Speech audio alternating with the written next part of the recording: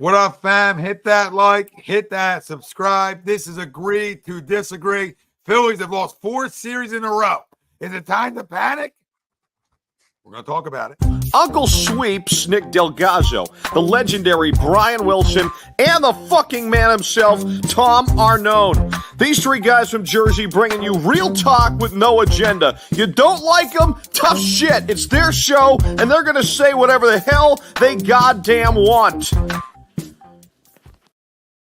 Welcome in, everybody. This is Agree to Disagree, only on A2D Radio. Every Sunday, we are brought to you by our doc, make them yours, Dr. Paul Vidal, Specialized Physical Therapy, LLC, location in Burlington, Cherry Hill, New Jersey.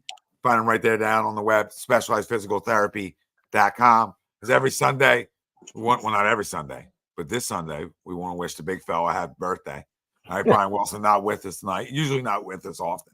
Yeah. Sometimes, when he's with us, he's with us, right? Yeah, part-timer here at A2D. But we're gonna give him his flowers tonight on birthday week for him. So he's not with us. That's Craig Moakvik. There's Nick Delgazzo. I'm Tom Arnone. Everybody out there, welcome in. We'll do Crumb of the Week at the end of the show. Welcome back. Oh, hiatus myself. I couldn't even laugh at that joke. I was enjoying you guys tearing Wilson up, and I was like, I can't even laugh at that. I've been on a 2-month bender myself. You can't say a word. Good to be back, boys. Good to be back. Yeah, I didn't even mention you. I'm so busy roasting the big fella on his birthday. Like a teenage girl. There's only a select few celebrate their birthday as adults, and he's one of them. God bless him. Have a good time, brother. top 5 for sure. Top 5 for sure. There's a guy in Florida, and then there's a guy somewhere Roman South Jersey that love their birthdays. Oh, that's great. That's great. Facts, though. Yeah. Only facts here. Worldwide leader, real talk. Crumb of the Week at the end of the show. Phillies done, or is there more help coming? We'll preview Phillies Yankees, and the Phillies have lost their 4 straight series in a row. It's time to panic, first and foremost, right? Are you panicking a little bit? Are you a little sweaty under the pits? Like how you feeling? Little sweaty palms? Feel like when you take your socks off, you just got out of the pool? How are you feeling? How are you feeling? Sweaty. But let's get into that. Forget the poll for a second. I'll get into the poll. Are you a little nervous? Because this is the signs of last year in the playoffs. Like, it's bomb or nothing, right? Mm-hmm. There's no – all runs this weekend were home runs. Yeah, 5 hits. It's just not enough contact baseball like we've seen from them all year long, right? And to give them credit, they've done that all year long. Right? I think JT stunk since he came back, if you want to be honest. Right? Well, yeah, I think he's still working back, but I agree. Well, yeah, that's what happens when you don't go on an assignment, right? You don't go play a couple games in the minors. Yeah, I'm just saying what's hurt us, right? Like what's hurt us. And then I feel like we're just swinging for the fences again. And they're the kind of things we need to clean up. Am I panicked? Like, what's my meter? You probably got me at like a 5.5 now. I might be a little over the middle, like just laying around. I'm just laying. I'm not like one way or the other. I'm just here. And now I'm a little bit like, ooh, I don't like that. I don't like this. And now it's baseball, right? And you're going to take 2 out of 3 against the Yankees, and we're not having the conversation, but it's the style of baseball. It's the bad baseball, right? It's the little league shit that we've watched over these last 4 series. And that's lack of focus and concentration, which is going to lead to bad ABs. I mean, I don't know what else to say. If guys aren't locked in, we thought coming home was really going to be like, here we go. They feel it in their loins and they get a good night's sleep in their bed, right? They get a little snuggle in and you're feeling better. But it hasn't happened. And we've lost in different ways too, right? It hasn't been just like one way. But again, is the sky falling? No, the sky's not falling, but they need to clean it up because you don't want to continue this. Like you continue this, you might be in a little bit of trouble. Like, you know what I mean? You may be in a little bit of trouble. You can't keep losing series. And they were, last year, like I said, they're still the best team in baseball. They, they were feast or famine last year, and when it came to game 6 and 7, it reared its ugly head, so, and that's what you're trying to avoid. So they've always been built like that. So that's, I don't think anybody needs to get that twisted. But one of those wins in this last week right? They beat Durant, who was unbelievable closer for the Twins. In a 0-0 game.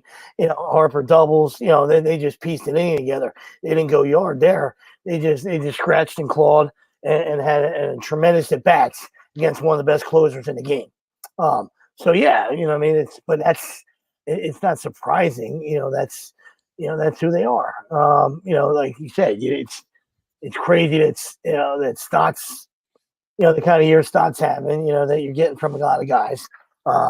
Casty's, up to like 245. So he's, since the last time I've been on, I know he's the easiest punching bag, and good to see Julian. I know he probably still hates him, but he's up to 245. So from where he was, you can tell he's been swinging the bat good in the last month and a half. But listen, they obviously they got to find ways to to win games when they're not we're not leaving the yard. I mean, they gotta steal some bases. They gotta get some situational hitting done. They gotta get some clutch hits. And like I said, it's been probably been a rough 10 days.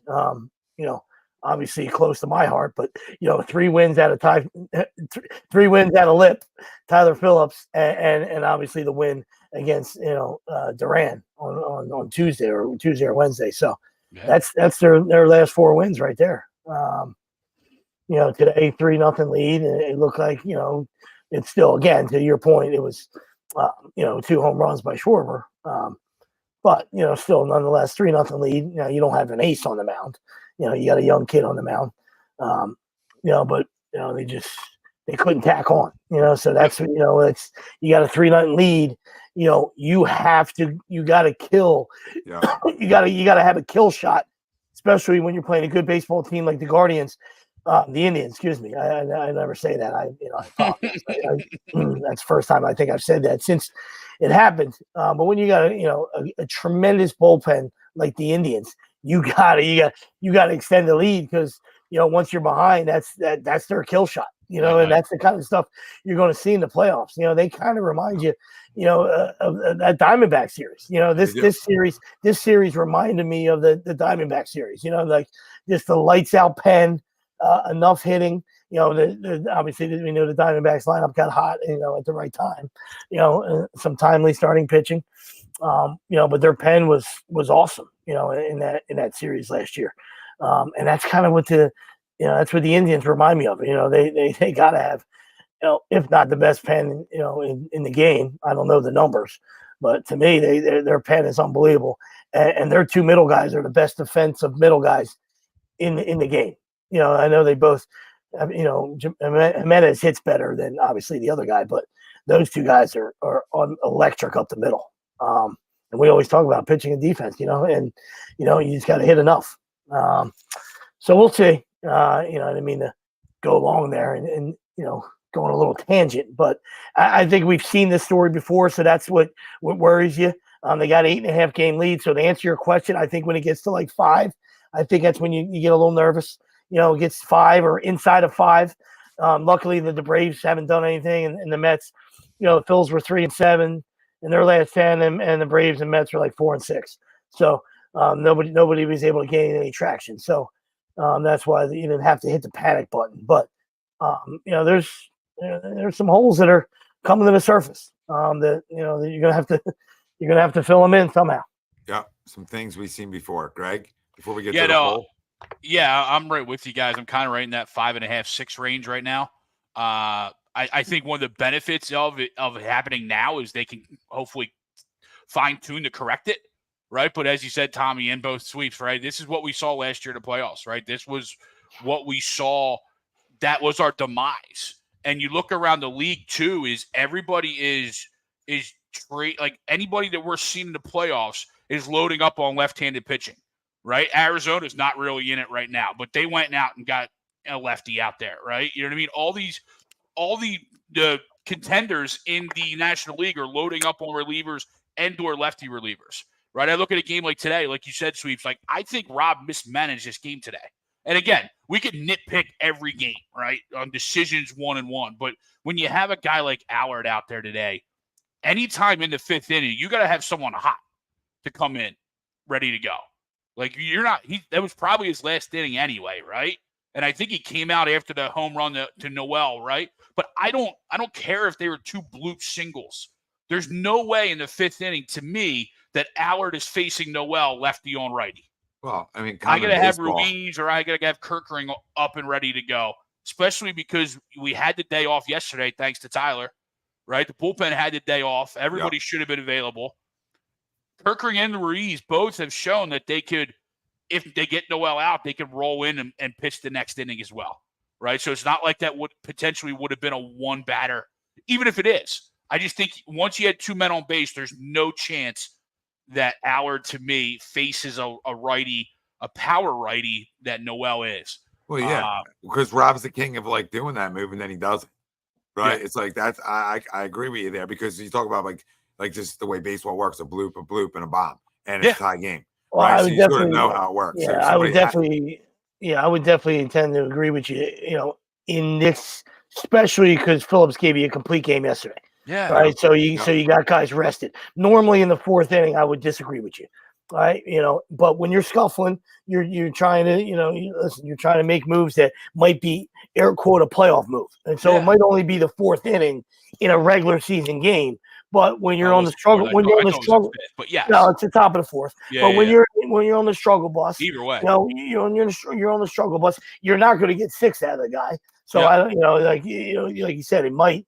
Maybe if he gives you one more, I don't know, but I know what he's doing. I don't really have a problem. Yeah, I don't have a problem with it. He's fighting to get that. He's fighting to get that out, right? He's fighting to like see if he can get through at least 4 for him, and then maybe make a decision. Yeah, I mean, like, or you can look at like not hard contact, right? You can you could also go like both balls weren't hit hard. Yeah, so you can make that. But I agree with you with the power. I agree with the power righty in that spot where it's like, like if I didn't lose 4 series in a row, we're not having a conversation. 100%. Like if this is like if we lost, we were 2-2 in our last 4 series, we wouldn't be having the conversation. Mm-hmm. It's the fact of the way we played, where it's like, well, that guy's giving you a spot start, right? So knowing that, like he's on a short leash anyway. Yeah, and when you don't owe him anything. Yeah, right? when you get off the day before, it's like okay, like I don't have to make him get through anything.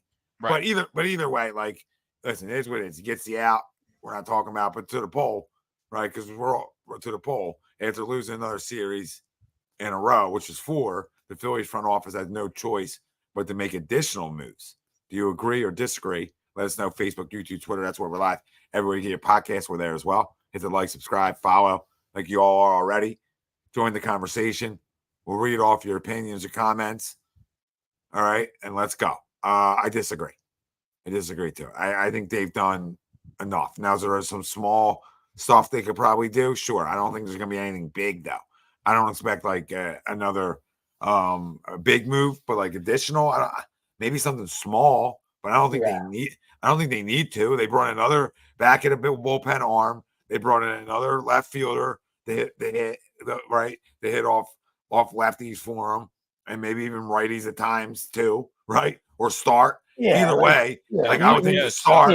Yeah. I don't know why you wouldn't start. I don't know why you make the deal to split time. You're bringing him in to be your starting left fielder. Let's cut off giving everybody else going matchups every day. And then you got Marsh and Rojas in center. So I don't know what else. You're not doing anything else offensively. They got to hit. All right. At the end of the day, you got a goddamn hit. There's so much money tied into this baseball team that they don't need anything extra. Right. They went out and made 2 moves that make this baseball team better, right? You went in and got an everyday left fielder, and you went and got another closer or your closer, right? Okay, at the end of the day, you have enough bullpen arms, right? When you look through this bullpen of Hoffman, Strom, Kirkering, and then you get to the move you just made, and you get that. Yeah, no, I agree, and that's and you still have Alvarado, even though he's hot or cold. Even though Alvarado's hot or cold, you still have them. So I would say, that's why I disagree to it. And then you had Estevez to those guys. I mean, you got a lot of arms back there. I don't know what else you need. There's only so many innings. I think you're spot on. I think it's a perfect blender of, when you're the best team in baseball, there's not much to do because it's then you disrupt the clubhouse. You disrupt chemistry if you start moving pieces because you're trying to go for the home run. Doesn't mean you rest on your laurels and you just, you turn it in and say, hey, listen, for 100 and something games, we're the best team in baseball. So, stop the season and give us the trophy. No, nobody's saying that, right? But when you're the best team in baseball, you don't have many holes because you became the best team in baseball for a reason. So you shouldn't have that many holes. I understand that they do. It's, common sense will tell you. Of course, everybody has weak spots, right? Nobody's going to go 1 through 9, right? Nobody's going to go have five starters. Hey, Len. Nobody's going to go 1 through 9. Nobody's going to have 5 starters. All right. Nobody's going to have, every bullpen guy, 3 lefties that you love, 3 righties that you love. It's just, there's just not much. There's not much out there, and I don't think Hayes is. It doesn't move the needle, and I don't know if he's probably not going to be an everyday guy. I mean, he could be, but they just, with the way they do things out there, and with Marsh, and unless they move him to center. Which they obviously can't do that. We'll see how much they value defense. If you're swinging the bat, AKA just like I was talking about the Indians.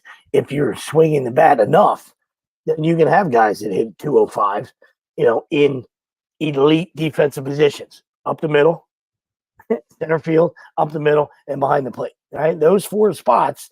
Right, if the other guys do their job, and those guys are elite defenders. Right, that's how you build a championship team.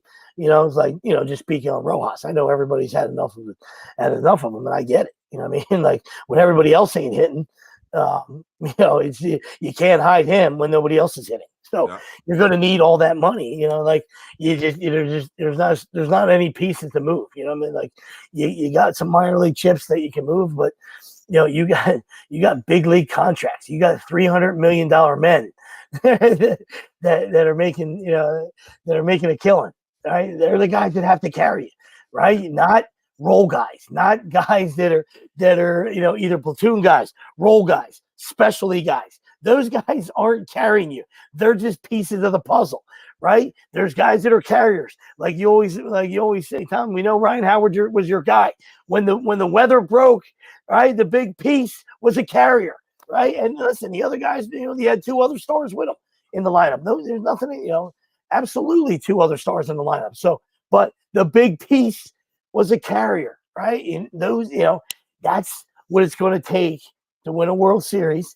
And that's the bottom line, So not pointing at Harp, I'm just pointing, Turner, Turner. I know I'm saying it's Harp, it's Turner, it's JT, it's all of them. You know what I mean? Like they're all, Casty, Schwarber, they're all making a lot of money. A lot of all-stars. A lot of money, man. And a lot of all-stars, right? It's not even just like, they're all making a lot of money, but a lot of all-stars, right? So, I mean, at the end of the day, like, I was going to bring that up too. Like, I don't care what Rojas and Marsh and other guys are doing because those guys are going to be the ones that win your World Series. Those other guys got to they just compliment them. It's a compliment to what your stars do. Right? Same thing with your pitching staff. Same thing with the back end of your bullpen. Right? And I think Estevez is enough. Like, I think it is. I'm not crowning it. Right? But he's good. He's good. I mean, a guy who had to pitch in Colorado for a while, so you can't even judge that. Right? But when he's got to LA, he's been good. He didn't have the best of years last year, but he was an all-star. Had a bad second half. He's got electric stuff. So I mean, he should fit in fine here. So that's a monster move. And to answer Josh's question the best we can, without having a crystal ball, just a couple baseball guys sitting here, what we would do. And I know it's the major leagues.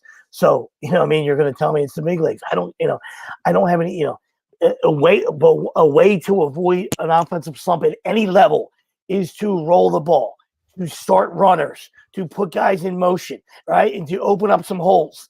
Right. So I'm not saying you got to sack bunt, but there's guys that, how does Rojas never roll the ball? I mean, come on, man. That should have been something you did every day. Stop. You're hitting 230, buddy. How do you not roll the baseball? Right? Get good at it. Right? You guys, don't tell me that it's not in the game anymore. Right? The Indians won a game on Friday night against the Phillies playing small ball. Ball never left the infield. Right? We know the Phillies shit on themselves defensively that game. Right? But they all, the Indians squeezed. right? They played small ball, right? You know, I'm not saying you got to do it all the time. They got thumpers. I get it, right? But those secondary guys, right? Even with your thumpers, you start some runners and you open up holes. It doesn't necessarily, you can play run and hit. You don't have to play hit and run. You play run and hit, right? Start the runner, boom, green light. Let's hope maybe I hit the ground ball that would have been at the shortstop.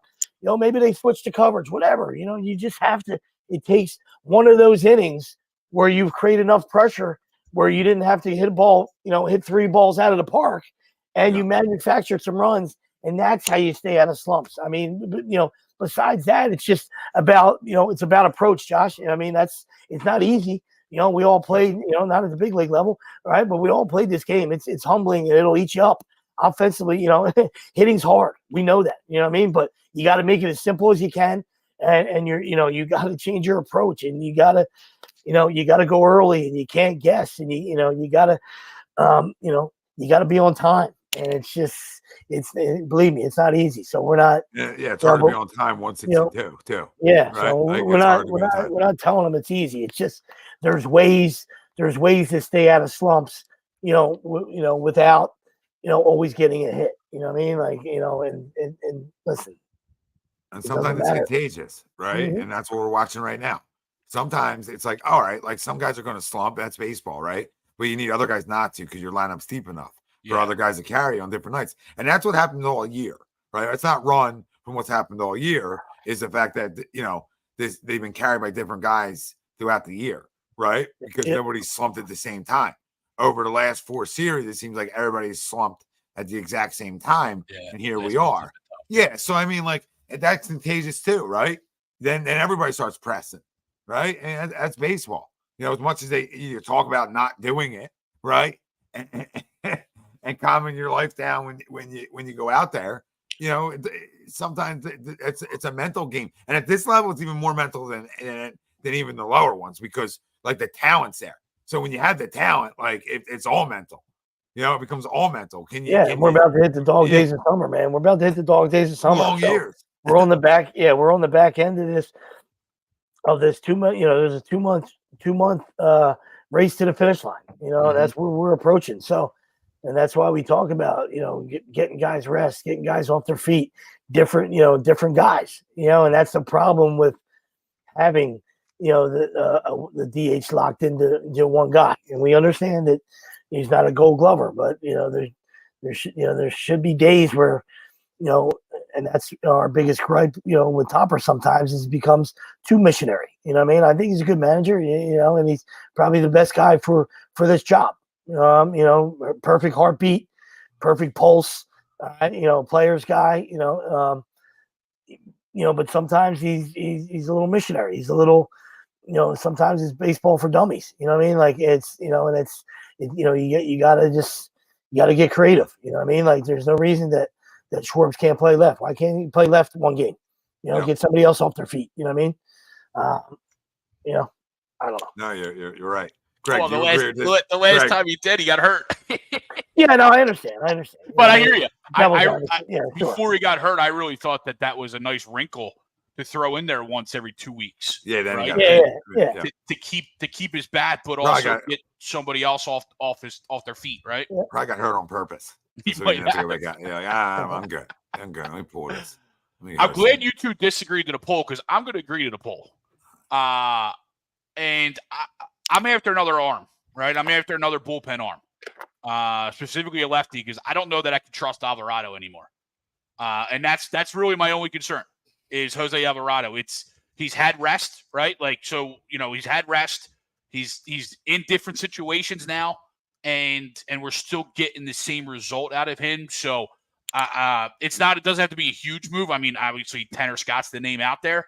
If you're looking at a lefty reliever, I agree with you. The offense is what it is at this point, right? You're not making another move. Like Lubov's not walking through the door. Cody Bellinger's not walking through the door.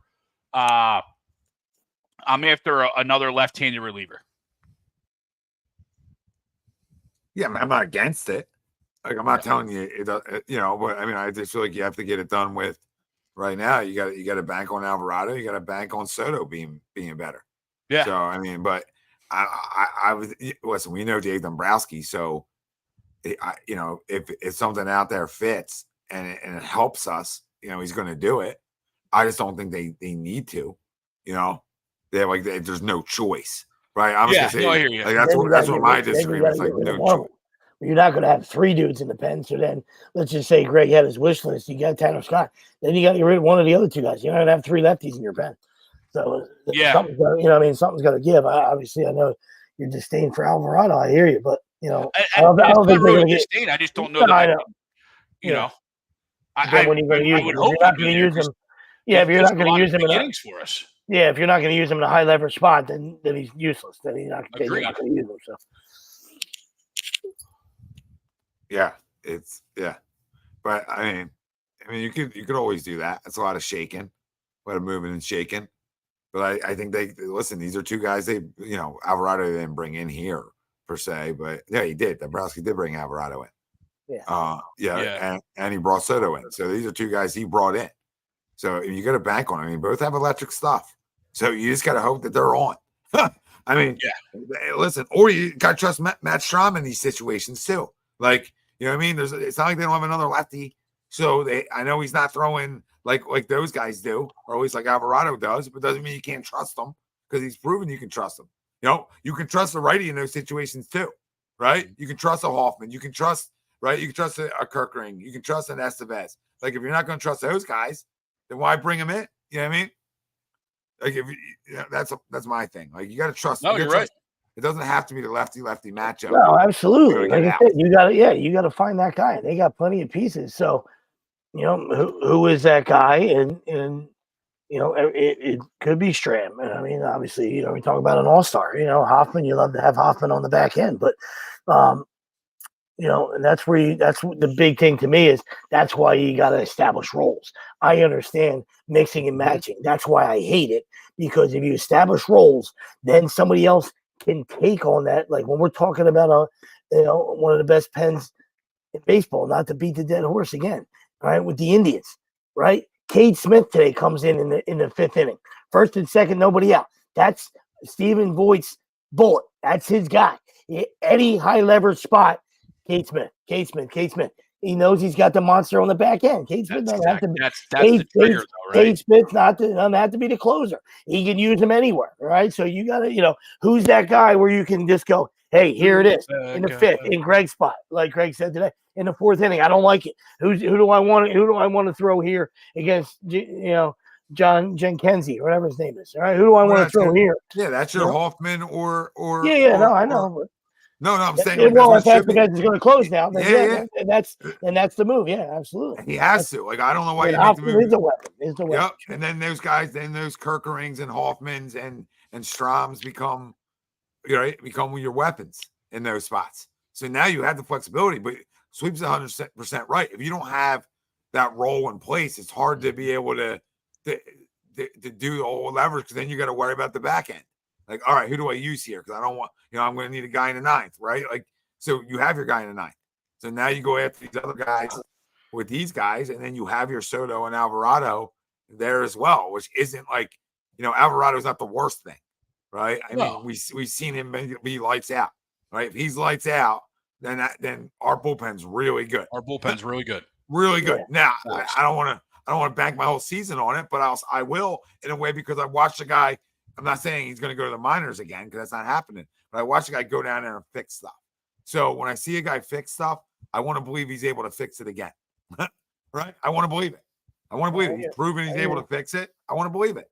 Yeah, I hear you. And you'd have to look at, and without looking in front of me, or, being an analytic guy or a nerd like that, I would say that, the last 10 World Series champs, whoever they are, have a defined closer.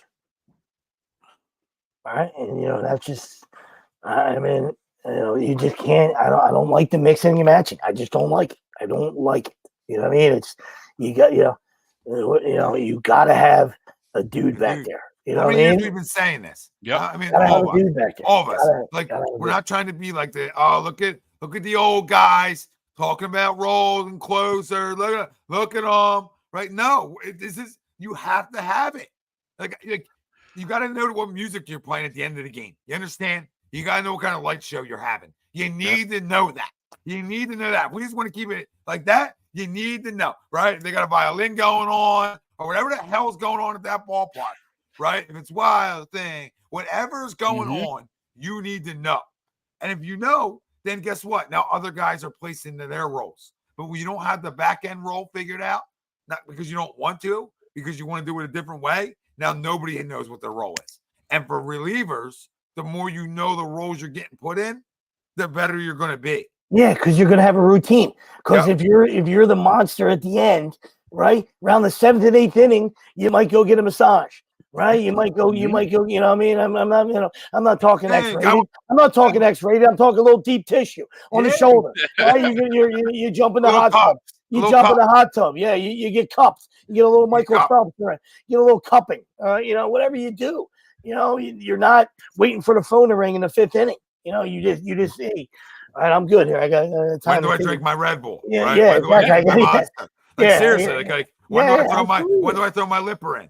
Right, like these guys need to know these things. I'm not trying to be like oh Tom, like we know baseball. I hate to break the news to the people. That's why we talk it every goddamn week on the show. Nobody else in this area can do it unless they're hating on them. Makes sense? Nobody else in this market can talk baseball like we can talk baseball without it being a controversy. All right. We're talking, this ain't a controversy. This is baseball. We've said it. Last 10 World Series winners. Now, hopefully, Dave's smart enough, and that's why he went and got Estevez. So, and I really like that deal, by the way. Let's hope for that. Oh, yeah, give up nothing. I really like that deal. We always win Angels deals. So, yeah. I mean, it's like we go back to the well. We just go back to the well and keep winning Angels deals. And we just never got the one Angel you would probably really want, right? Yeah. But Estevez is close. Estevez is close to that. Not the Trout. I'm not comparing him to Trout. I'm saying like what we needed. The only downfall with the deal is I think he's a rental. I just think he's a 1-year guy. That's it, right? Like I don't think he's under control. Yeah, but if he's money, it doesn't matter. Well, true. Yeah. We always say you get a guy in house, you love him, he likes you, he stays.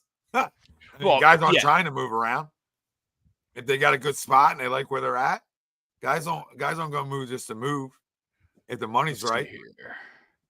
I mean, that makes sense. Like nobody's trying to move all around. Especially 31-year-old. He's probably got kids. He's probably not trying to like, oh, let me go somewhere else again.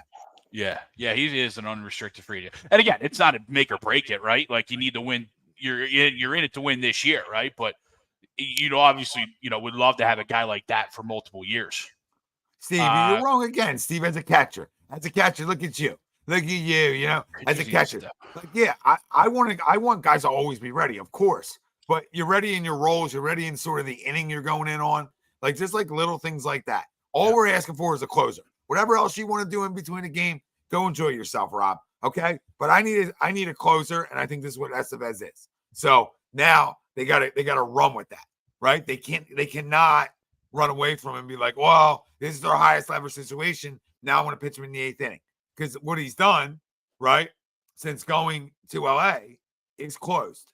Okay? That's what he's done. And that's where he's had his most success. Okay? So why would we bring him in the 8th or the 7th? No. That's the only thing I'm going to question if they do anything. Like that's when I'm going to probably be out on Rob Thompson. Yeah. That's when I will be official. He's automatic. He's automatic back end. He's got 23 saves. You brought in a back end guy. Anything else you're getting cute. Couldn't agree with you more.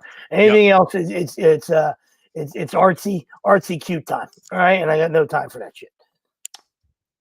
You bring him in to be the big dog. Right? That's it. Conversation. That's it. Conversation over in terms of that. Yeah, they might never have a lead if they keep this up. They might not have a lead. The way it's been going for the last 10 days. But hypothetically, he should be the hammer at the back end. That's it. Right. So whether you want to bring him back or not, we'll see how it goes. Like Greg said, but when you might have a guy in house, where if you're ready to, give it to a guy like Hoffman, next year, then he deserves that. He deserves that right to start the season next year if you don't bring back Estevez. But as of right now, he's got a CP next to his name. That's it. Yeah. Move on. Josh says, is Estevez a good enough dude to get you over the top? I don't know much about him other than his stats. I mean, I think any like legitimate closer with really good stuff at this point for the Phillies that they leave in that spot is good enough to get them over the top. Does that mean he's never going to get beat? No. Right? Is Mariano Rivera? No. Okay. But is he really good? Yes. And he's really good as a closer. So yeah. I think anybody in that role that's really good can help them get them over the top for sure. But the only thing getting them over the top is the consistency from this lineup. It's the situational hitting. All the things we've already talked about.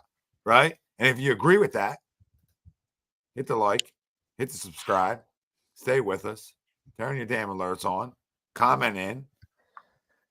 Bro, they all Steve, don't do this, Steve. We know they all throw, Steve. We know they all throw. Don't do this tonight. All right? They all throw. Okay. Doesn't mean guys don't need rolls.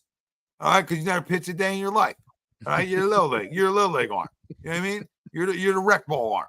All right, you're behind the dish. You're behind the dish. Stay where you're at. All right, and let us other guys handle the rest. All right, this isn't goddamn men's leagues that you're playing in right now, like you are. All right, I know where you're playing. You know what I mean? I know you. Right? I know the men's leagues you're playing in. This isn't guys always got to stay loose. He doesn't need to. Guys got the 40-year-old man's got the bands going on the side. You know what I mean? Got the bands going, getting loose, ready to come in. Come on, Steve. Come on, babe. You know baseball. Oh, and Matt says must make more moves. What you got, Matt? Who you need? Love the Larry David icon there. Yeah. Great choice. Great choice, Matt. Julian says Marshall Hoppy didn't win. JT. Yeah, but Hoppy was never going to play. Hoppy was never going to play here. Yeah. And what about and because JT's locked, right? JT's here, so Hoppy was never going to play. We traded Moniak for who? Syndergaard. Oh yeah, still Thor for Thor. Yeah. Still win because he's not good. Yeah, I don't think same thing. I don't think Moniak's any better than Rojas. No, which is like wow. Which is wow. Right. Which is Glad you cashed in, Mick. Glad you cashed in, babe. Yeah, I mean, and I think Greg hit it on the head. He just there was no path here for Hoppy, so it's not it's not. Sometimes it's not just about talent or who's producing more now. You know what I mean? There's other pieces to that. Marsh is a tremendous clubhouse guy. Yeah. Right. And you listen, people don't value it. People can say, I don't care about that. And that's okay. These guys love each other. So at the end of the day, is that going to get them over the edge? I don't know. I don't have a crystal ball. Right. But I know these guys love hanging out together. They're tight. They're tight knit. They're close. And they just enjoy. And to me, that's huge to me. So to me, that's a no-brainer. So. Listen, at worst case, I said it the other week, and I said the same thing. But at worst case, you better love the guy when you cross over the lines. All right. Yeah. And sometimes you don't even get that. But when you have, I love you when I cross over the lines because I love you when we're backstage, right? Yeah. That matters. Yeah. That matters when you're good. When you're good, it can make you damn good. Mm-hmm. When you're really good like this team, it can make you great. Sure. Right. It can in 162 for sure. It can make you great. Now, again, does that win you the whole damn thing ever? Who knows? But can it get you there a bunch? That's the goal. But if you get there a bunch, guess what? All it takes is one parade and you're a folk hero. Yep. You know what I mean? It doesn't take 10. 10's good. Right? It doesn't take a dynasty. We'll take a dynasty any day of the week. We'll take it. All right. We'd love to be one once in a while. We'd love to know how that feels. Yeah. Right. In my loins a little bit. Right, to going like a Patriots running baseball. We'd love to talk baseball with an audience, right? Yeah. Brian Hunter says no crystal ball or UCL for sweeps. Uncle sweeps. Yo, what's up, Henry?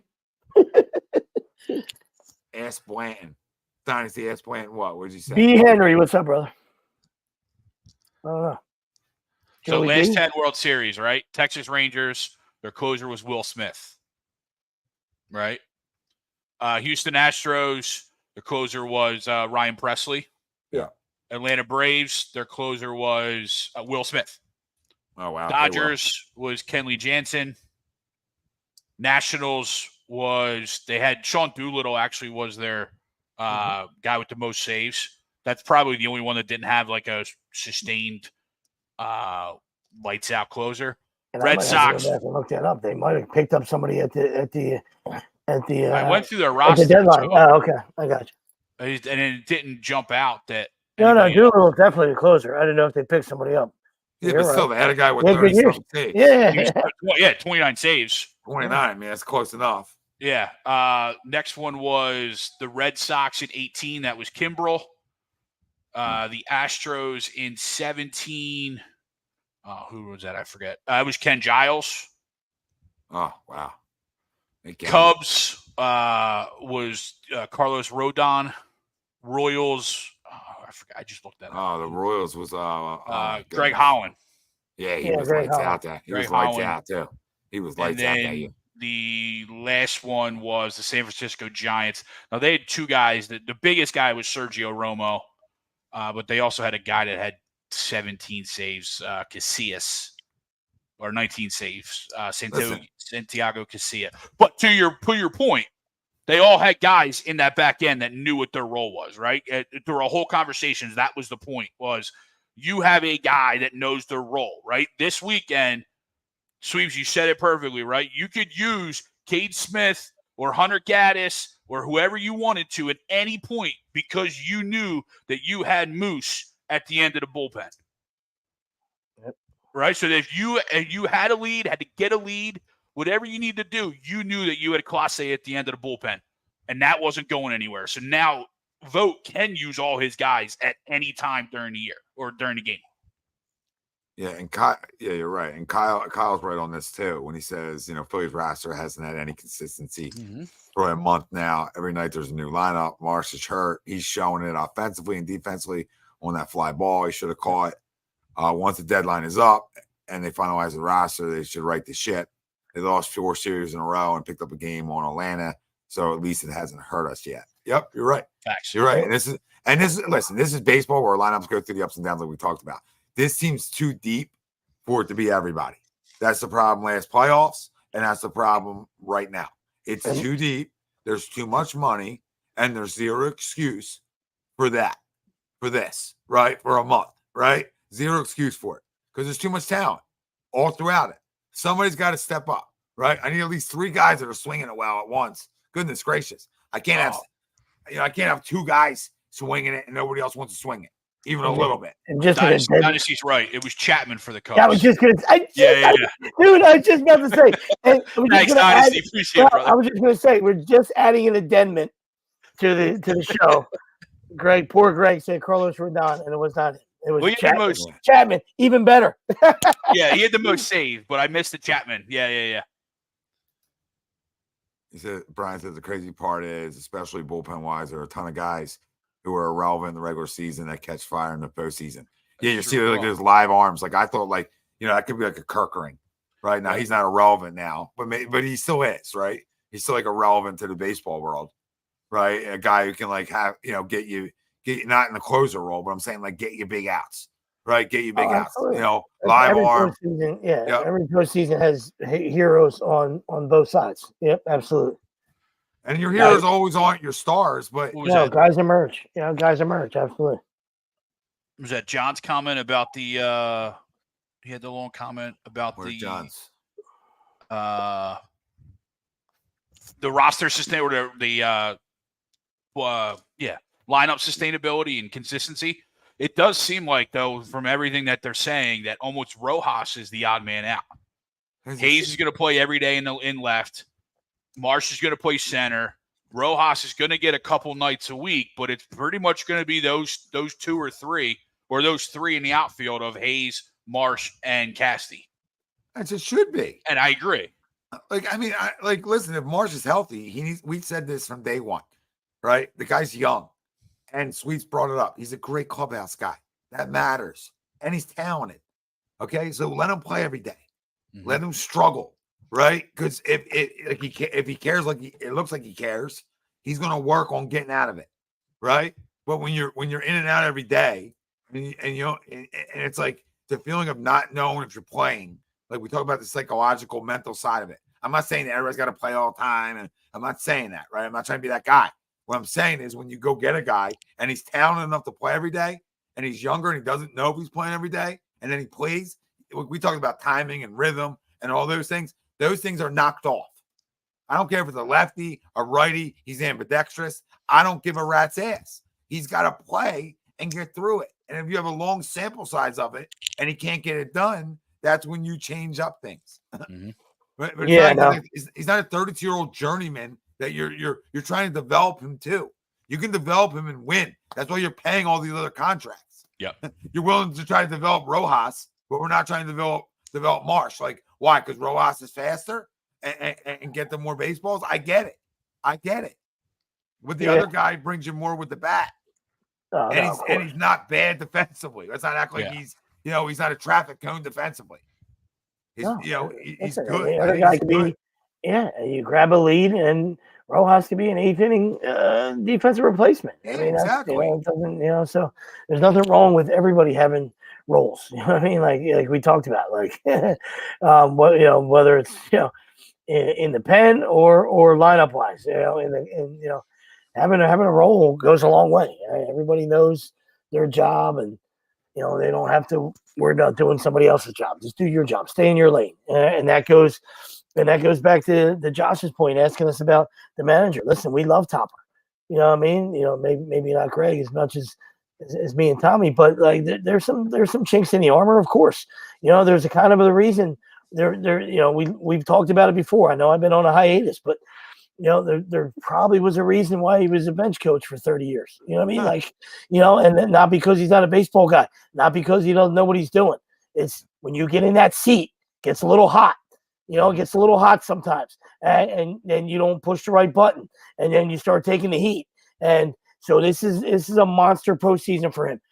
Players play. Players win. Players play. We understand that, right? They can't have an offensive performance from their stars like they had in Game 6 and 7 at home in an NLCS. Okay, that's strictly on them.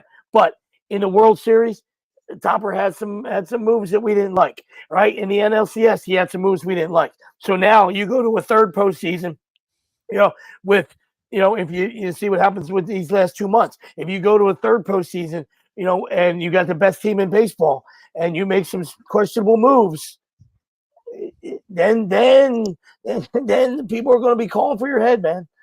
But at the end of the day, we still put the onus on the players, right? There's a lot of guys with a lot of zeros in their bank accounts, right? They got to get it done. That's it. Yeah. I mean, you're paying Bryce Harper, Trey Turner, all right, Kyle Schwarber, Nicky, right, JT. You're paying a lot of those guys a lot of money. Reals. I didn't get there yet, right? Yeah. So, I mean, you're paying a lot of guys to be dudes, right? So, I mean, as much as you can leave another postseason and crush Topper, right? And maybe it's on him at the end of it, but how many guys didn't come up with a big hit? How many, these are where heroes are made, right? Let's not be mistaken. Let's not be mistaken with the postseason, all right? Like, yes, Harper took us to a World Series with one swing of the bat, right? Remember? Right? So, like, that stuff is remembered. That's what needs to happen to win that time of year. You don't win in October or now November, right? If you're not getting those big swings. And I'm not saying just a home run. I'm saying the double in the gap, the big single, right? All those little things, right? You need the big hit, right? And you need to have guys that have the mocks that do it throughout your lineup, right? You need some of those guys that with big hits. Trey Turner paid a lot of money, right? JT's paid a lot of money. Nicky, Schwarber, all paid a lot of money. So, you want to win a big game in the postseason, right? Those guys got to hit. And then, of course, Alec Bohm not paid a lot of money, but he's an all-star, right? So, he needs to be better than he was last postseason. He wasn't good, but he came out and he's played, he's been on fire for an entire year. He's an all-star, and he's proven that bothered him, right? Which is always good to say. But these guys got to swing it, right? And you got to get big outs, right? But at the end of the day, I mean, Sweeps is right though. If he makes questionable decisions again, that's going to be the easy way out for the Phillies in a sell. Or Dave knows that's his guy, and if Dave feels that way, then nothing happens, right? If Dave's like, no, you can't, right? If he's that adamant for some reason, right? Then you don't. So we'll see. SAM says, I'm hoping Ranger shores himself up after the 15-day DL. That's a big thing that's hurt Ranger over his career. Yeah, is the sensitive DL. He hasn't been right, and I'm sure they're working. But since he got hit, he hasn't been right since he got hit. Nope, he is not. He has not even a little bit, which is not great.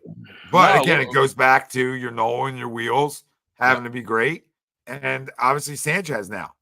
I mean, you're paying him a lot of damn money now, so now he's got to be good. He's got to be really good. Again, all-star, right? Like, yep. You guys want the accolades. Now we got to play like it in big spots. I don't know, Spells. Like, if you know Dave Dombrowski in any way, shape, or form, I don't think he's pushing that you have to start Walker because of the money. I mean, maybe at one point, maybe, but I don't know. I guess when he comes back, he would still slot in as like year 5. So, right? He would take Phillips' spot unless they would tip. Yeah, they would tip over to Walt Whitman Bridge. Walt Whitman Bridge will come crashing down. Yeah, they won't do that. I'm just going to tell you that right now. Yeah. Now, like I said, they might be holding their breath for that. I don't know. I mean, I can give two shits less, right? Because obviously, not only is the story awesome, is a kid close to my heart, but it take an opportunity, studies, pays attention, and is absolutely, going out there every time his number's called. So, but I don't know if that's the case either. Spells, good to see you. Trying to win. Good to see you. Good to see you as always, man. I don't think that. If it was the case, why did they pitch last postseason? I don't think Dombrowski's like that. Like, no. Think about it. Think about it. Spells. Like, if that was the case, why did he not pitch last postseason? Ask yourself that question. Yeah, I mean, if that's the case, they were going to want to pitch him on the biggest stage, right? Yeah, he led the team in wins, and I think, and the eye test told you wasn't a postseason guy. You know what I mean? He just kind of to everyone's point though. That was always what confused me about the talk for a starting pitcher, right? They kept talking started pitching, but our 4 guys for the playoffs are set in theory, right? Barring a major injury. Yeah. Our 4 guys for the playoffs are set. So what were we in theory, right? For those who were banking on a starting pitcher, knowing that there is some infatuation with Walker because of the money, right? Turnbull is still, he's injured, right? But he's still here. Yeah, and now Phillips has come out and pitched his ass off. Yeah, I couldn't agree. So you got hand delivered 5 starts for the next. Yeah, you got hand delivered on a silver platter, a starter out of nowhere. That's right. And I couldn't agree with you. Couldn't agree with you more. I said that to Christine the other day because she asked me, about the postseason with Lip, and I said, you don't go 5 deep. You only go 4 deep, and he's not leapfrogging. Dirty Sanchez was an all-star, so they got the 3 monsters for the short series if Rangers right, and then when you have your regular 7-game series, they got their 4 guys. So you just hope he keeps pitching well. And he gets a piece of the playoff pie because he deserves it. All right, the kid's not only been awesome, it's been a hell of a journey for the guy, and he's been he's been like the Crash Davis of pitching. You know what I mean? Not that long, but you know what I mean. Just up and down, just riding some buses. He deserves it, man. Yeah. Nobody. Great kid. That. Great kid. Yeah, exactly. Nobody knows that like us. So, but listen, he's been money. So I mean, at the end of the day, you fall in the shit sometimes in a way, right? Like organizationally in it, and this might be it. It doesn't always have to be the top prospect. Like guys figure it out, or like Sweep said, study the game, understand it, work, grind, right? All those things, and guys figure it out at different times. I mean, we watch enough baseball throughout the years. I'm not telling you just become grateful. Yeah, I'm not telling you you're going to be Cy Young, you become hungry. Like when somebody gives you a little, somebody gives you a crumb, right? And you become hungry, and you want more, and you want more, and you want more, and then you're grateful for your opportunity, right? And then you just and then you just kick the door in. You know what I mean? Yeah, like you don't Friday, take it for granted, right? like Friday, time. like I said, Yep. Friday we went, and I text him, and he's like, I'll pop my head out. He's got the iPad. He's studying hitters. He's studying hitters 24 hours before a start, right? And people are going to say, well, it's a job. What else do you want him to do? You'll be surprised. You'll be surprised. Guys don't take things serious. They just want to trust their stuff. All right. Or, and like he said, when we went, when we got to see him, he's like, and he was going to spend another hour after we saw him studying more film. He goes, the room is right there. He goes, it's crazy. He's like, you got every hitter in the big leagues right there. You know what I mean? Like, and it's just, he goes, I just don't know why more guys don't do it, and that kind of blew me away. You know what I mean? And I know guys, feel like they got 100 in their back pocket. All right. And they got Uncle Charlie, spinning, with the spin rate off the chart. I get it. You know what I mean? But the guy digging in is pretty good too. Right. He's in the big leagues for a reason, so any advantage you can get. That's what he said. He goes, I'm just looking for anything. You know what I mean? And 24 hours later, he goes, there was a CG shut piece. You know what I mean? Like, it pays off. Things pay off, man. Hard work pays off, man. And what do you think that's going to do for moving forward too after doing all that work? You think it's going to be like, oh, why don't they do it? No, now when you get the reward like that, when you get a reward like that, it makes you want to do more, right? How do I do more? How do I duplicate that again, right? And then you never know what that turns into, right? Guys who want it with talent, you never know what it turns into. That's what I'm saying. You get that fire, man. You get those guys with the chip on their shoulder. How many times you tell guys? I tell guys. Guys that might be undersized, and nobody's looking at them. And they might be a D2, D3 guy. Like, you got a chip on your shoulder, man. You just go out, and those guys to me are the most dangerous if they want it. You know what I mean? Because sometimes they're going to develop more physically, and they're going to figure it out, right? Because they want it more than the guy that's more talented. They got more heart. They got more nutsack. Their underwear is bigger than the guy next to him who's more talented. You know what I mean? That's the guy I want in a foxhole. You know what I mean? What Spell say? I missed what Spell said. I'll get to him in a minute. Brian Pumper, thanks for the super chat. He said, ask for Dombo to add, which he did. Fan base needs to stop whining, act like some damn men. For crying out loud. You ain't wrong. And then Spells comes in and says this. Tyler Phillips has been dealing. Screw you, CP. Spells. Love you, buddy. And then that. And then I say, if Phillips continues to battle through strikes and having his stuff, he could throw in the playoffs, especially if Suarez has the injury bug linger. I mean, yeah, sure, anything's possible. Yeah, I was just gonna say nothing's out of the question. You know what I mean? Nothing's off the table. Nothing's out of the. Anything can happen. So like I said, there's 2 months left, and knock on wood. You never want to see any of your guys go down, but I guarantee you, if there's, he continues to pitch well, and there's an opening. Come October, he'll kick the door in, and he'll take the ball, and he'll give you everything he's got. I'll tell you that. I can guarantee that. I mean, yeah. And Brian says, could you push Phillips to long relief come playoff time? I mean, I guess you could, but I guess that depends on, I don't know, depends on how he, like, everything's different, right, in that role. Yeah, change. You got to change your routine. I mean, yeah, like you said, nothing's out of the question. Nothing's off the table. He'll do anything to help his team win. It's all he wants to do. It's all he's ever wanted to do. He's been a great teammate as long as I've known him since he was 12 years old. So, and he hasn't changed. He's the same kid. He's just a large human. So, whatever they asked him to do, he would do it. So to Henry's point, never know, brother. And Joey said, That long Right. relief role in the playoffs, though, is a tough role because you're usually in a no-win situation there. In the playoffs, you know what I mean? Yeah. If you need a guy to play off unless you're going Yeah. an opener, Right, yeah. you know, you're probably getting your head kicked in, and you just need to keep it at bay and see if the bats wake up. Yeah. Yeah. And Joey said lineup will hit. It's baseball, but this happening in the playoffs is a concern. But isn't it every team's? You're not wrong.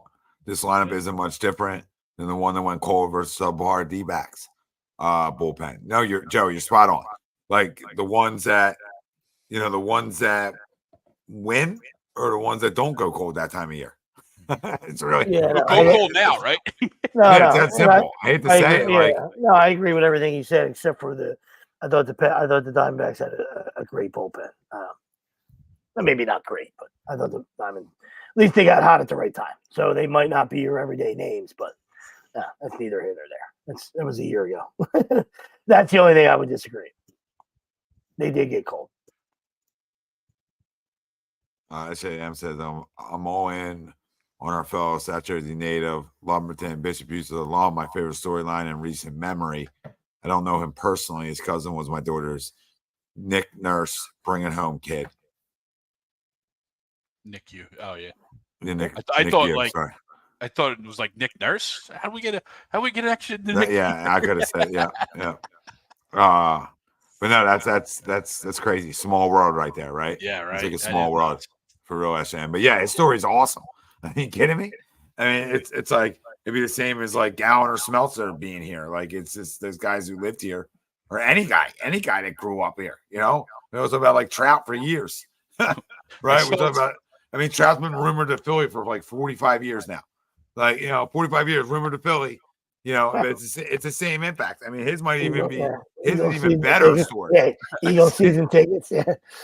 I saw this tweet the other day and I laughed. Phillips is even better because it's like out of nowhere, right? It's not a guy like organizationally, it's like out of nowhere, right? Yeah. It's more of the underdog Philly type story, which it's Rocky. It's it's got a little Rocky theme to it. Absolutely. This tweet from NBA Slime at Terry Francona's. He goes, I think Tyler Phillips is the first Citizens Bank fan to ever pitch amazing for the Phillies. And for that, he is a top Citizens Bank legend for sure. Yeah, it might be. He might be the only one. I'm trying to think if anybody else ever did it, Man, they don't take too many local guys. Pat says people see Estevez. Tony boy. What up, Patty? He Tony said boy.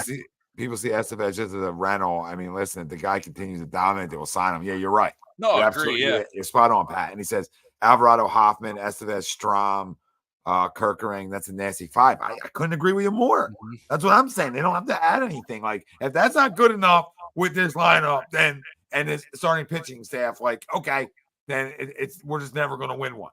You know what I mean? We're just here never to win one. So And then he said, I'm concerned about the combination of Morris, Hayes, Rojas in the outfield. That's all. I'd love to have a big bat like Luis Robert, but that is not happening. Phil's made their moves. That's it. I agree. Oh, there he is. Hey, honey. Hey, babe. Brian Wilson says, get it, boys. Ebbs and flows. Here he goes. I'm not worried. But look now. Look. But he's semi-concerned now. Semi-concerned. I want it. A little bit of blood flow. Little bit of blood flow down there. Got a little semi, little semi truck down there. Shorts moved a little bit. What's up? Happy birthday, big fella. Happy birthday, Wills. Hope you got a satchel on. Hope you're having a good time. Yeah, I hope you took her home tonight. You know what I mean?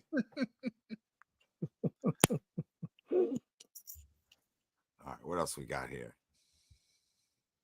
Yeah, I agree with the whole thing Pat said, though. Like, I mean, that's really good. Like, that's a lot of electric arms. And that's not even counting, like, it's not even throwing Soto, who we don't love, but he's got a live arm. You know what I mean? Yeah, Pony Boy spot on. And that's my boy. That's my boy, Patty. He's we love Pat. Pat's been here forever, too. I know you coached him, too. Yeah, Pony Boy's the best. But no, he's spot on.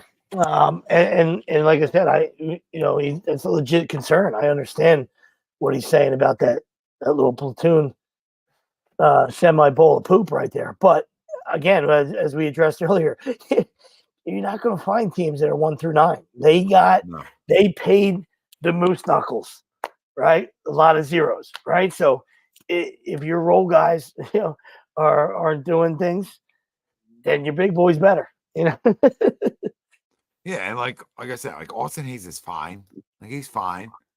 Like I'm not thinking I'm getting more than what I'm getting, right? Yeah. Like the broadcast makes it seem like you're getting like a 5-time All-Star, right? And they're always going to make it seem like that, right? But it's not. He's a good player. He's fine. And in this lineup, he should be able to hit, right? Like in this lineup, he should be able to hit. He should be able to hit in the Orioles lineup too. But in this lineup, even more so, in my opinion, right? And this lineup's loaded.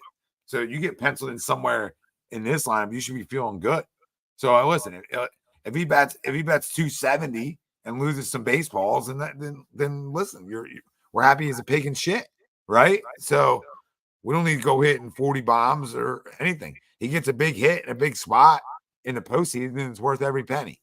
Luis Robert would be nice. What does Dombrowski dangle to entice the Chi Sox to make that move? Well, I mean, you're going with a big prospect, and are you willing to trade a big prospect for a guy who's never healthy? That's the question. I would say no on that, and I'm all for trading prospects all the time. Makes sense? Like I'll trade prospects all day for proven big league talent, not injured big league talent, not guys with track records of not being healthy. Right? There's just no point. Like my lineup's loaded, so there's really no point for it unless I'm getting a guy. Like if I'm going to trade an Aiden Miller, hypothetically, I need a guy that is a stud, right? Like I need a young player that is a stud or a veteran that's a stud. I'm not making a move for like another outfielder per se, right? Unless that guy was like puts me over the top. That guy's that good, right? Like a Soto. Okay, yeah, proven. You're not getting Soto, but you get what I'm saying, right? Like, yeah, I'll give you Painter and I'll give you Miller and I'll give you whatever you want because I'm getting a young guy that's a stud. Like that's when you do it. You don't do it for like you're not gonna give up Miller for Luis Roberts, and that's who they were gonna want. They're gonna want somebody like that, right? Because they're gonna think they have a guy that's that good, even though as they should, right? But hell no, he's never healthy. Well, that's like, probably the only concern. That's probably the only concern is health.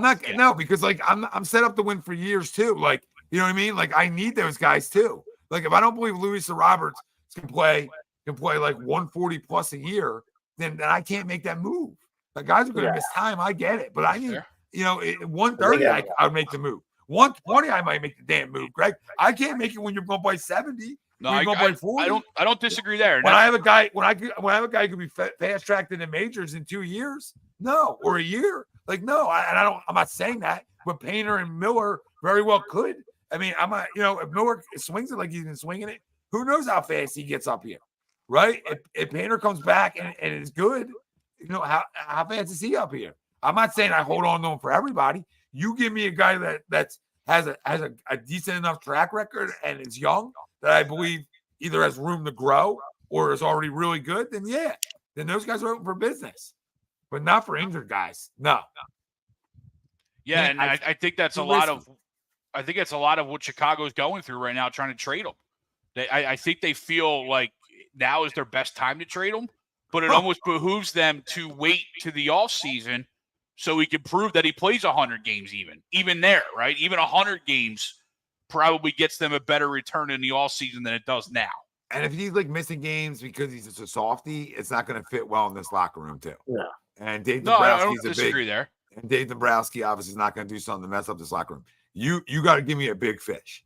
Like if you give me Luis Roberts, but he's healthy all the time, absolutely. See, Aiden, thanks, buddy. Yeah. The guy playing 135 a year and ripping the baseball, yeah. See ya, right? You might even get Painter too, right? But when you can't, your best ability is availability, and like if the guy was hurt like once in a while, sure, but that's a big risk. Banking on a guy who's never healthy to be healthy all of a sudden. No, you're absolutely right there. I agree there. Oh, Patty says, "Best coach love fest." Here we go. Hang the banner. He comes in once every 2 months, and now we're back. Hang the banner. Listen, before you took a shot at Pony Boy there. He gave you a little love there. Just keep reading.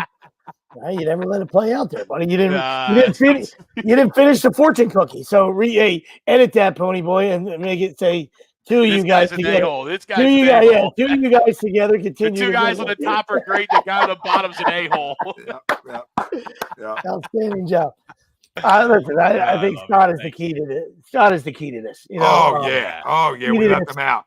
Scott's the key to this. You know what I mean? Like, especially October comes, you know, because you get to reset. You know what I mean? So if you have 2 months to figure it the hell out, and we know it's a mental game, and you know it could be one of those years where you know you're in the trash can. But Stott's the key to this thing. You know, for length. Stott's the key. You know, I know there's other. We're not contradicting ourselves. Oh, there's six guys that are monsters with a lot of zeros in their bank account. So when I say Stott is the key to this thing for length. All right, for length, you know, to lengthen this lineup, and you don't have to worry about, you know, your left field, center field combo, whatever you're doing there. That gives you 7 guys. Seven, you know, Stott's not a veteran, but you know what I mean. A guy, seven guys that you can trust, you know, to lengthen this lineup. All right, and that's, you know, he's the key for me. You know, and whether it's the next 2 months figuring it out, having better at bats. You know, he hit homered on Friday. So, you know, but if not the next 2 months, then you get to reset in October, and you know, that's when you got to go. That's when you got to go, Stotter. Yeah, I mean, I agree. I'm just worried that he's in platoon mode now with Topper, though. You know what I mean? He's in platoon mode with Sosa. I mean, because then it's going to do the same thing he did to Marsh. Not that he wasn't already there, right? But you looked like through the middle of the year that he kind of got out of that with Stott. But it looks like he's back in that platoon mode right now with Topper. Well, that one's a little bit more like I don't love it, right? But I can wrap my head around it because the Mundo versus lefties is really good. Has been playing well, sure. So, I mean, like the other one is the one I can't because Rojas, what does he bring you that Marsh can't, right? Where I can get that one. I don't love it, right? Because I want Stott to play every day. Right. But I can be like, all right. Like he's not batting 280 like he was last year. Right. You know what I mean? He's not having the same type of year, and that happens. But, you know, I don't love it all the time, but I can deal with it once in a while. You know what I mean? Because in Mundo, if he's hot, he's really good. Obviously. No, he's having a good year. Yeah, of course. Of course, you ride the hot hand. But don't love it. But don't love it because I love Stott. Right. But listen, he hasn't had the year he had last year. Now, it could be a little bit of that sophomore slump, even though he's not a sophomore per se. Makes sense. Like, how many at-bats did he get the year before? My bad. Played a full year at shortstop. Yeah. So like it's not a sophomore slump because whatever, but yeah, a junior slump. Well, junior. He hasn't been not that he's hurt, but ever since that grand slam in the Marlins series, he hasn't been Bryson Stott. That was his last impactful at-bat.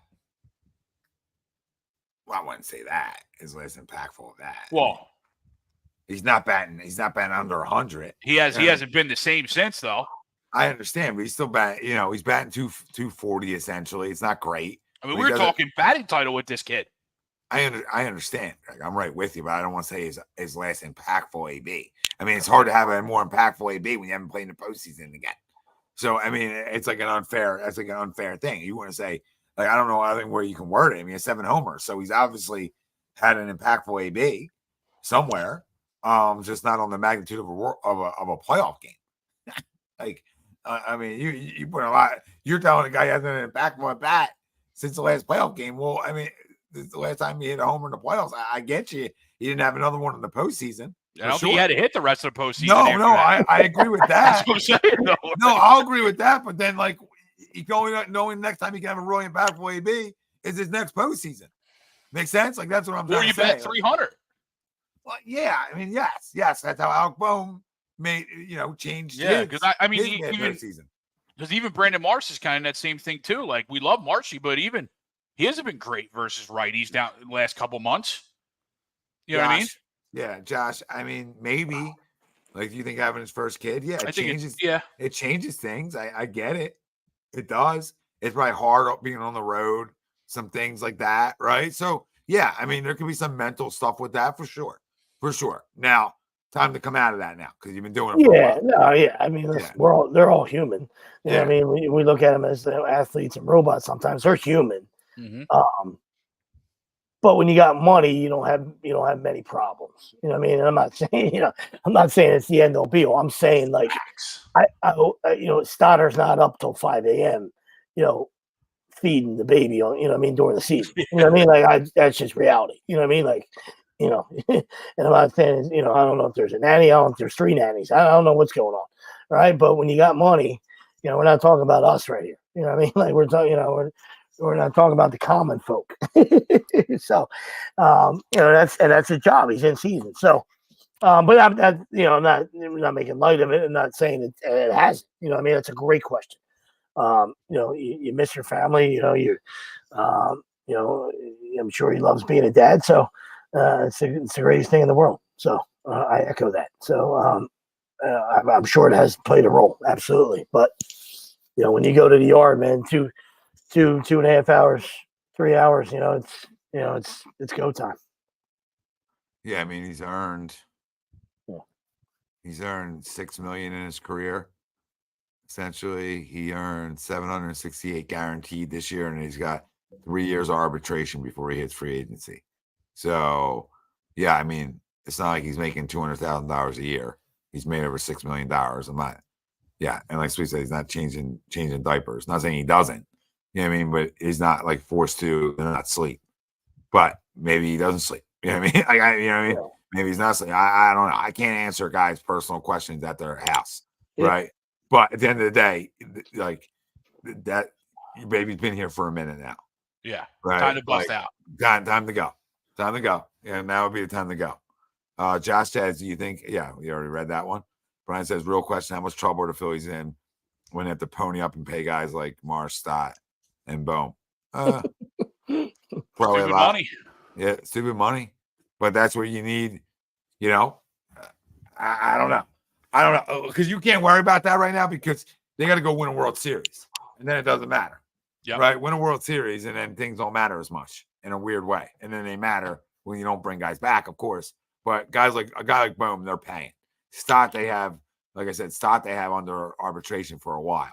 So, Stott and Marcy should have under arbitration through at least 3 more years. Well, Stott definitely does because I just read that one, right? So Stott has it the next 3. And I don't know. I think Marsh would be the same. The same timeline.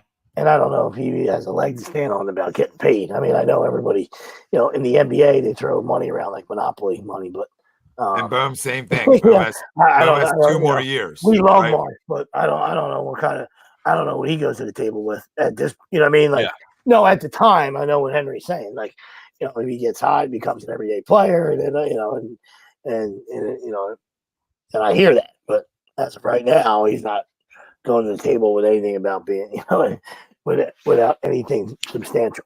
No, and Alec Bones contractually. Alec Bones made $11 million in his career. He made $4 million this year, and he has 2 more years of arbitration. This was an arbitration year. He made $4 million. So Alec Bones still has 2 more years of arbitration, right? So there's 2 guys that are essentially under your control for Stott 3 more years and Boom 2 more years. So you don't have to worry about paying them anytime soon.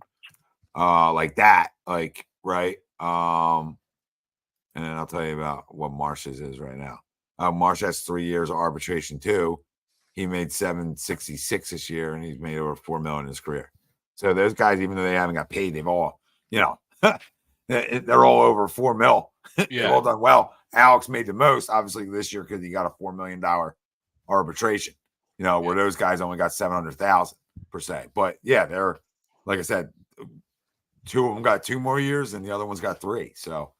And by that time, Casty's off the books, Schwarber's off the books. Sorry, Marsh is 3 too. So Stott and Marsh 3 years, Boom 2. So I mean, at that point you got money. There's no Schwarbs, there's no Nicky. Yep.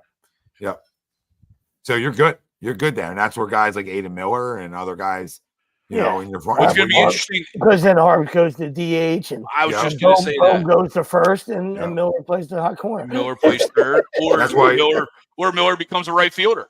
Yeah. Or that's why you don't trade him specifically for guys hurt like Luis. No, you have pieces right now, so I know that everybody wants to play MLB The Show. Everybody wants to play the show. Everybody wants to play Madden. Everybody wants to play NCAA 2025, and they're all great games. And there's nothing wrong with being a GM, a virtual GM. It's fantastic. All right, accolades to all the virtual GMs out there. It's a lot of fun.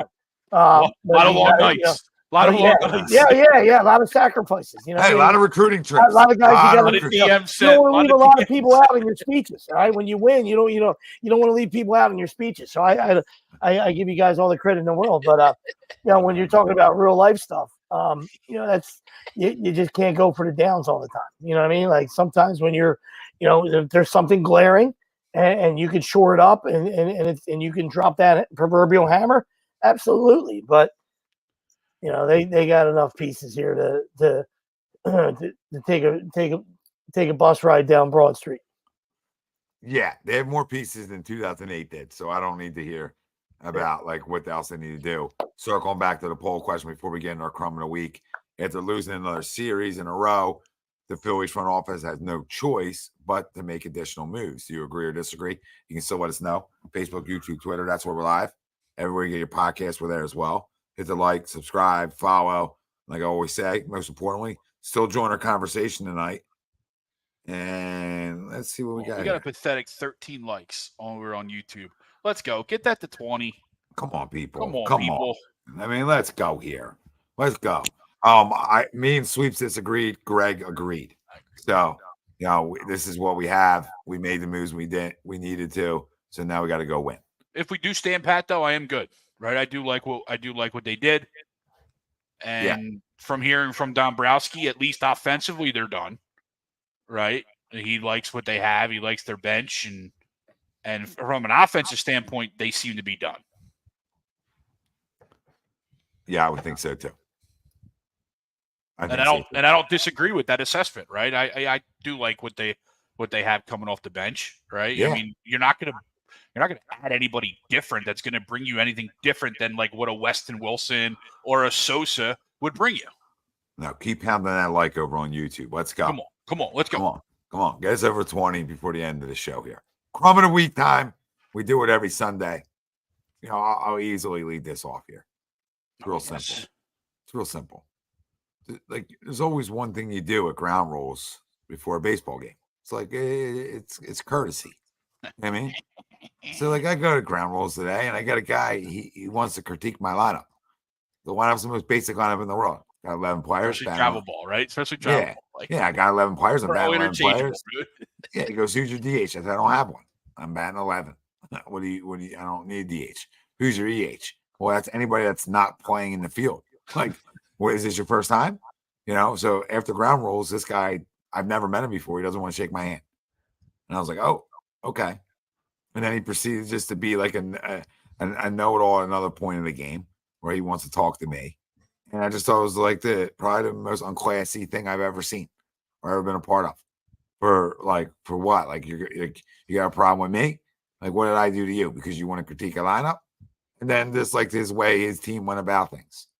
Right? Like they scored their first run and the guy scored and stared me down. Like what? Why are you staring me down? Like what are we teaching? What are we teaching? Obviously you play. Yeah, because like I said something to you. Like, no, I mean the player stared me down. Yeah, I know. I mean? Yeah, like I'm not out there. I didn't, you know what I mean? I didn't make an error, to help you score. So what are you looking at me for? So, but it's just weird. Like it's really just it's bad leadership. Right? It's bad leadership. If you have good leadership, your kids don't talk to other coaches, especially when a coach isn't talking to them. So it just goes to show you what kind of guy he was, in my opinion. Like inmates run the asylum. Or they go off of your style when you're a dick. Right? And I got a second baseman chirping at me. Like I didn't say a word to him the whole game. Don't even know who you are. Why are you chirping at me? There's 11 guys over there. If you really feel the need to, chirp away then. Because then they got to deal with it. Even though I'm not like telling you to do that. I'm just saying that I'm just here. Right?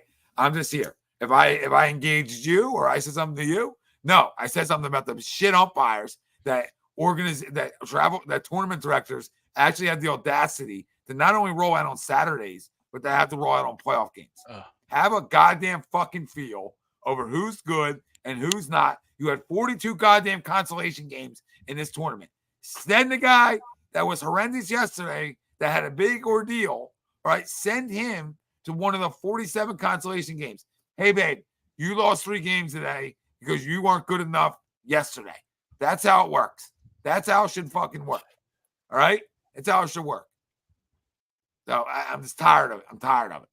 Tired of assholes. Tired of tournament directors not giving a shit. Because at the end of the day, everyone wants to say it's about the kids. If it's about the kids, then make it about the kids. Right? Don't roll a goddamn moron out there who never probably watched a game in his life, right? In big games for these kids. That's all. I can deal with losing. You know what I mean? I'll be all right. But, you know, and you never win and lose off them because they're always shitty both ways. But it still shouldn't be shitty both ways.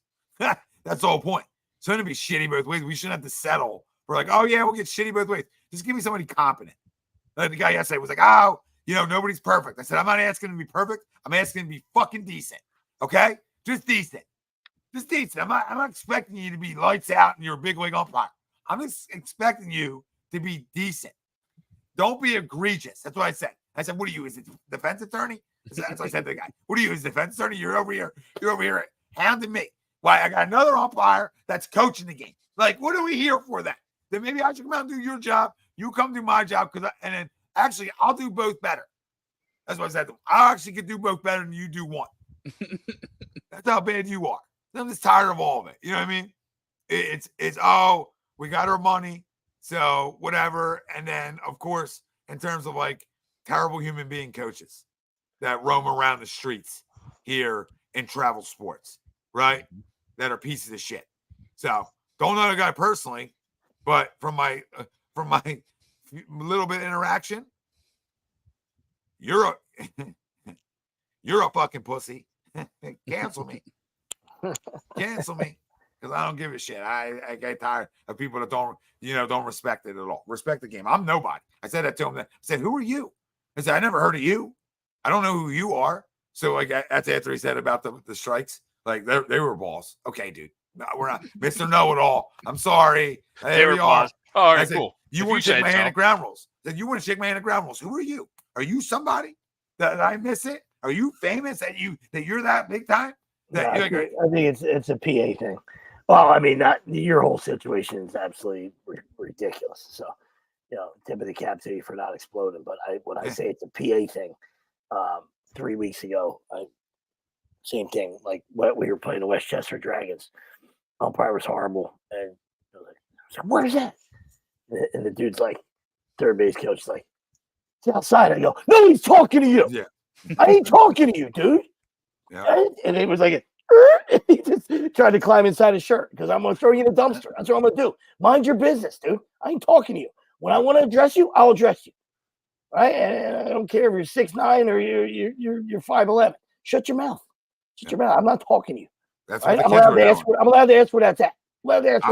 I'm running the umpires and the kids are chirping at me. Right? Makes sense, Greg? You know what I mean? Like I'm running an umpire that's terrible, and the kids are chirping at me. So when he started making bad calls for them behind the dish, I said, "Oh, right." That's when I was like, "Oh, we don't like you, do we? I told you guys." I started yelling it out. I really was yelling it out. I told you guys. Now you don't like. I told you. I told everybody the whole time. I've been saying since game one when you guys were sitting waiting to play. I was telling you how bad he was. This isn't new. Oh, yeah, there's my crumb. There's my crumb. Double crumbs. Double crumbs. Should crumb myself for knocking. Should crumb myself for knocking a tooth out. Like, hold your phone one time, Tom.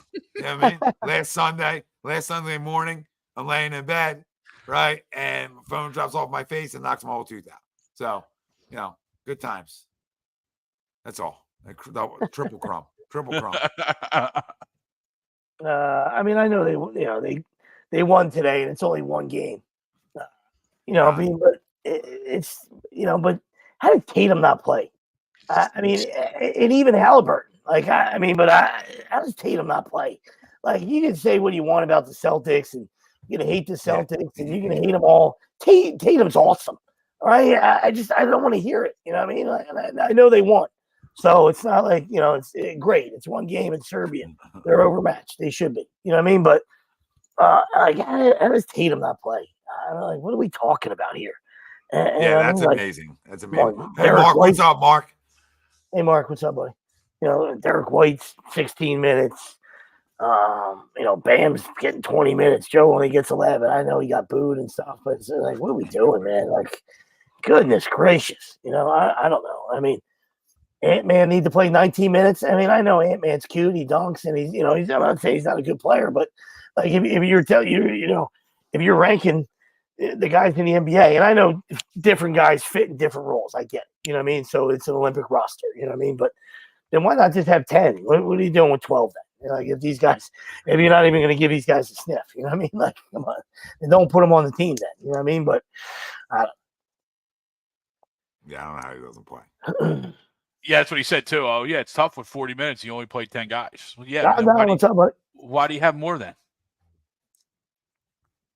Yeah. But he talked to him before the game. He knew this was coming. Oh, well, that was even dumber than just overlooking it, right? Yeah. Oh, shit, I forgot to get him in the rotation. That's even dumber. Yeah, forgot about him. My crumb is going to be the Miami Marlins for all the players that they traded away since 2017. We run down a little list for you. Jazz Chisholm, of course. Luis Arise. Christian Yelich. You should have went way before that, buddy. Remember when they started, like, after 2003 when they gutted everybody? Oh, yeah. You know what I mean? but these guys are still playing, right? And these guys are still studs, right? Imagine the team they'd have. Jazz, Luis Arise, Christian Yelich, JT, Michael, don't call me, or Giancarlo, don't call me Michael Stanton, Marcelo Zuno, Pablo Lopez, Starling Marte, and Zach Gallen. Yeah, they're really good. Yeah. That's a really good team, I would say. That's probably winning the East. Yeah, close, yeah. Because we wouldn't have JT at that point. Yeah, no, I mean, you would think. And they were all playing, or most of them were playing together at least at one point, right? I remember their outfield was, Yelich, Stanton, and Ozuna. That was their outfield at one point, and they traded them all away. Gowan, they traded when he was still a prospect at the time. Absolutely. Back in the garage, we had that debate about the Marlins having the best outfield. I remember that. Garage talk, buddy. Yeah, and Wilson, to my credit, I was right again when Wilson was trying to tell me they didn't. I remember very, very clearly. It's just insane, and they wonder why they can't draw. Birthday. Imagine being wrong on your birthday. Like, at all days to be wrong. It's something to be wrong with your birthday. And they won back when I rudely interrupted you. Back when they fire sailed before, they had won the World Series. They just won. They had won. So they haven't won since. Fire sale away. They haven't won since. Fire sale away. Yeah, you can't build up a farm system to never keep guys together. You wonder why you can't draw and why your teams are never good. God bless Skip Shoemaker, and I don't even, you build a fan base, guy, but at least he gets the guys to play hard. Yeah, but you build a fan base, you win. And you keep guys around that people want to root for. Yeah, like what starts off by winning. Yeah, like if you win and you're really good, people will start coming out.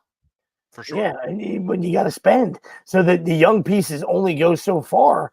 When if you open up your wallet and moths are flying out, that's what happens. You know what I mean? Like, I'm just saying, like, in that market right there, that guy's obviously been cheap for a long time. And then you go to the Bay Area.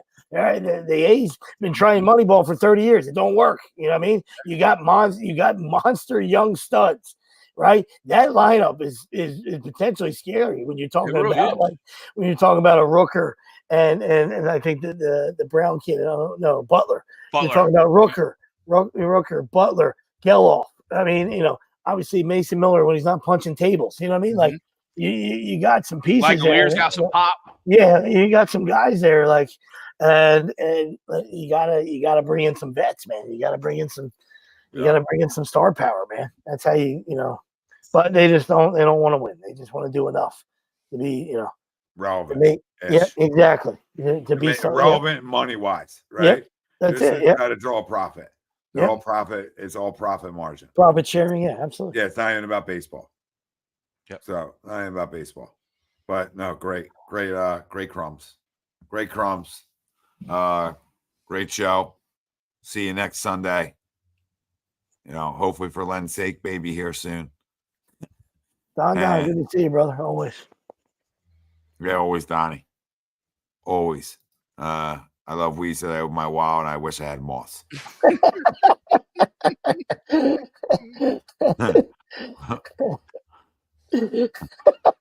That's great. It's great. Yeah. I don't think there's a better way to end the show than that one Yeah. right there. Well, I'm here right now. That's Greg Milwakovic. That's Nick Delgazzo. I'm Tom Arnone. Happy birthday, Brian Wilson. Happy birthday. We'll be celebrating it for the next year. So, nobody get too excited. Smells like teen spirit. Happy birthday, buddy. Oh, great show. All right, Phils, clean your lives up. We'll see you guys next Sunday. Agreed History. Please. Yeah, HUD Radio. Thank you, our doc, making viewers, Dr. Paul Vidal, specializedphysicaltherapy.com, located in Burlington, Cherry Hill, New Jersey. Find them right there on the web, specializedphysicaltherapy.com. This series, you're going to hear all the crumbs are going to come out of all the cracks of the earth. You lose this series. So you'll be hearing a lot from me. You lose another series here. Yeah. I'll be getting a little jazzed up. I'll be coming right for the birthday boy. Big one starts tomorrow. No, but yeah, I mean, I'm not no panic mode yet. But it could be coming. We're out. See you next Sunday.